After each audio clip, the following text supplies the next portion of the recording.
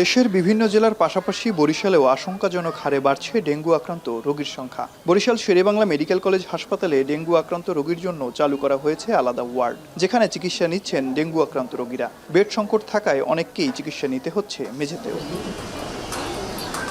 Sherebangla medical college হাসপাতালে ভর্তি রোগীদের অধিকাংশ রোগী পটুয়াখালী, বরগুনা সহ বিভিন্ন জেলার। তবে হাসপাতালটিতে ডেঙ্গু রোগীদের জন্য আলাদা ওয়ার্ড করা হলেও সেখানে ভর্তি থাকছে অন্যান্য রোগীরাও।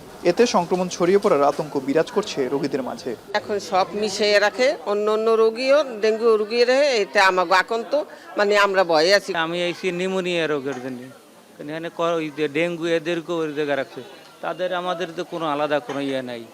বরিশাল শেরেবাংলা মেডিকেল কলেজ হাসপাতালের সহকারী পরিচালক জানান, বর্ষাকালে ডেঙ্গু রোগী বাড়া স্বাভাবিক। রোগীদের চিকিৎসা সেবা নিশ্চিত করতে হাসপাতালের মেডিসিন ইউনিটে 4টি থেকে 6টিতে উন্নীত করা হয়েছে। পৃথক ডেঙ্গু ওয়ার্ড না থাকলেও প্রতিটি ওয়ার্ডে ডেঙ্গু কর্নার চালু করা হয়েছে বলেও জানান তিনি। প্রত্যেকটা ওয়ার্ডেই আসলে ডেঙ্গুর জন্য আলাদা কর্নার করা আছে, মশারিও দেওয়া আছে। মশারি নাই এমনটা না, প্রত্যেকটা রোগীকেই মশারি দেওয়া হচ্ছে, মশারির মধ্যে তাদেরকে থাকতেও বলা হচ্ছে। এখন যেটা হচ্ছে যে তাদেরকে বারবার স্মরণ করিয়ে দিতে হয়।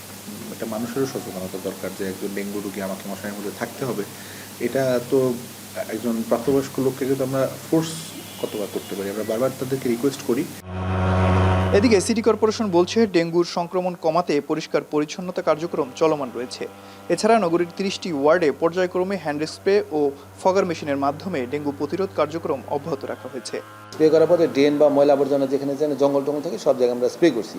এরপরে বিকাল থেকে আমরা আমাদের 30টা ওয়ার্ডের জন্য 30টা ফগার মেশিন আছে।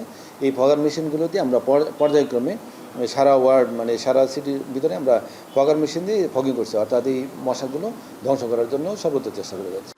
স্বাস্থ্য অধিদপ্তরের তথ্য অনুযায়ী 2025 সালে বরিশাল বিভাগে মোট ডেঙ্গু আক্রান্তের সংখ্যা 20,000 ছাড়িয়ে যায়। আর চলতি বছর বর্ষা মৌসুম পুরোপুরি শেষ হওয়ার আগেই বিভাগের আক্রান্তের সংখ্যা 4,000 ছাড়িয়েছে। এর মধ্যে শুধু জুলাইয়ে আক্রান্ত হয়েছে 1,500-এর বেশি। এ পর্যন্ত মৃত্যু হয়েছে 7 জনের।